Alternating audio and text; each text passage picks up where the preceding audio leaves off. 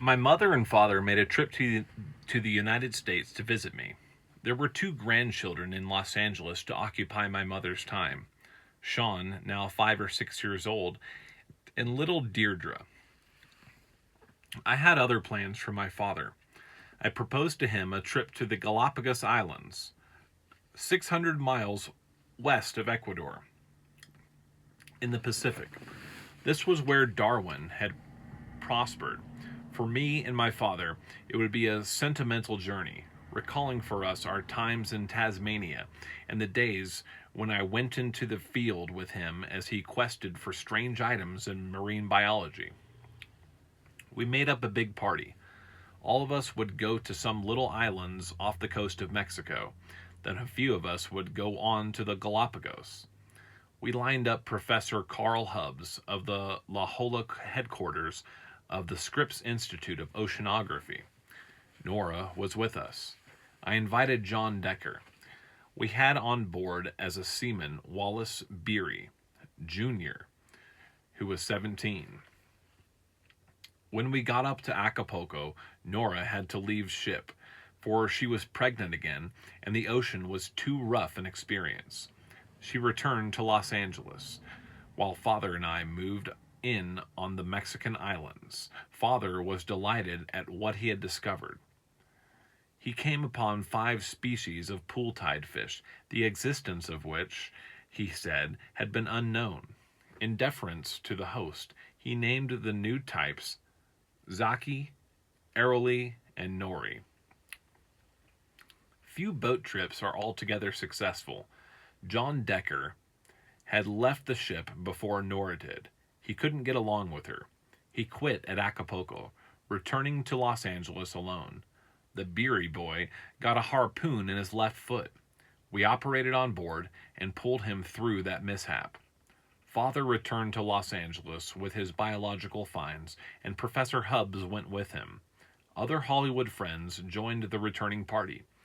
Instead of sailing to the Galapagos, I changed my mind and set course for the Cocos Islands and spent a week on a strange, haunted sea mountain. We sailed the Zaca through the Panama Canal and entered the large waters of the Caribbean. I know it was a dangerous season to be in this part of the world.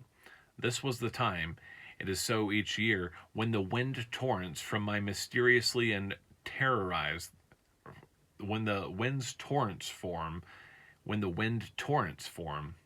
This was the time, it was so each year, when the wind torrents form mysteriously and terrorize the islands. But I didn't give a damn. Caution was now less a part of my nature than it had ever been.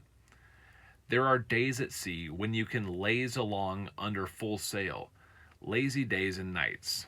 These make up for the hard times on the water. Then you can think and feel and wonder why you're here. Or on the dog watch. I always made it a point to take the dog watch. It wasn't necessary on the Zaca, but I felt it to be good for self-discipline. I kept the watch like the others. The night watch, or whatever trick befell me.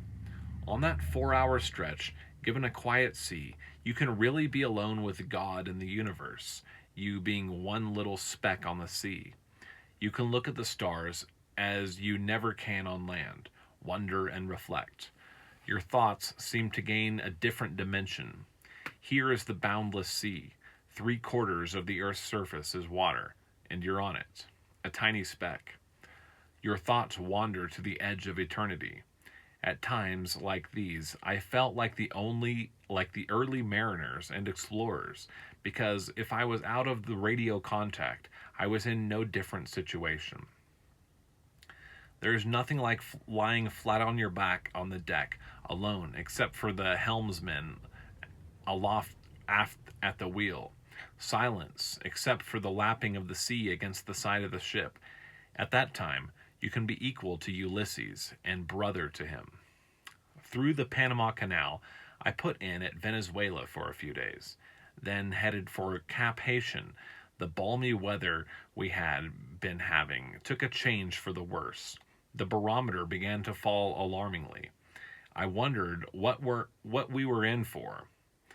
and got busy on the radio. I could not pick up any messages. The waves rose. I shortened sail and got ready for a blow. Down went the barometer. That night something hit, the like of which, having spent all my life on or around the sea, I had never experienced. For 4 straight days, we were on the edge of a hurricane. The storm sail, a heavy piece of canvas stretched between the masts, went the second day. The force of the wind ripped a streak down it, and it flew into 2 pieces with a sound like a 20-millimeter gun. The wind howled through the rigging. You couldn't stand upright. You had to crawl or fight your way forward or aft. Even with the motors at full speed, we couldn't keep our head. The waves became mountainous. The boat's prow would plunge underwater, go down, take the green sea, and somehow we'd ride out the next giant roller. It needed 2 men on the wheel to hold her. Each time she shook a sheer, there was danger of capsizing or being overwhelmed by the great seas. The force of the wind, I estimated, was between 90 and 100 miles per hour. To slow us down, I put out heavy anchors weighing many tons. Yet, unbelievably, those 2 huge pieces of metal skipped along the surface of the water as if they were bait being trolled. It was uncanny to see those 2 huge irons surfacing in the wake, sometimes just below the water, sometimes partially out of it. At night, there were no stars. The sky was black, the ocean black. We might have been flying through the air. We sped and were pushed like a sliver, strictly in the hand of fortune. On the second day, I lost track of where we were. I had no idea as to our position. On the third day, we were more at sea than ever, with no radio, nothing but guesswork to go by. Nothing warm to eat or drink. The galley was out, having shipped a big sea, and we had neither time nor means to make repairs. We were on cold tack. My man Pedro, the ablest seaman, nearly lost his life to sharks during one act of trying to retrieve a foresail which had fouled forward in the dolphin-stricken sea.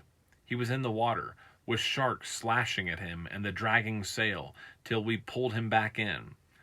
On the 4th day, I was sure that we had to run aground somewhere. I could not make out the nature of a curious body of land that rose from the sea. Harsh cliffs, volcanic-looking, stern and ragged of edge, loomed at us. The Zaka moved wearily along the edge of this great gray land, which seemed to rise high into the clouds. What was it? Where were we? Suddenly, the sky cleared sharply. Winds howled the clouds out, and a powerful sun illuminated the greenest hills I'd ever seen. Far away, down the coast, we saw a spot that seemed like a center, perhaps a port. We headed that way. "It's a port," someone announced. "A port." We headed in, 5 miles, 2 miles, 1 mile. We saw a few fishing craft near shore. Definitely here was a port city, but on what continent? We sailed in over green seas, entering a sunny harbor. The sky was blue. The ocean was still swept and hastening, but we had licked the hurricane, and we were alive. We must have made a strange-looking sight as we reached shore. There was curiosity as to who we were. They knew it was a craft blown in by the wild wind. I stepped onto a wharf. People gathered around. I was recognized at once. "It's Errol Flynn." They were black. They spoke beautiful English. Who were they? "What is this place?" I asked. "Jamaica. This is Kingston." Jamaica? So that was it. The newspapers of Jamaica made quite a fuss about my having been blown in there. I was interviewed and told the story of our trip and of being lost at sea, and I was besieged for a time with the usual autographing procedure. Consuls visited me. Abe Issa, proprietor of one of the big hotels in a town farther, came to see me. For a day or two I rested at his hotel. My crew began making repairs with the aid of shipwrights of Kingston. I received many letters from Jamaicans inviting me to their homes. I didn't know what to do about this. There were so many. I liked in particular one letter that came from a man named Joe Blackwell. We had a mutual friend in Ireland. Would I not be his guest and let him show me around?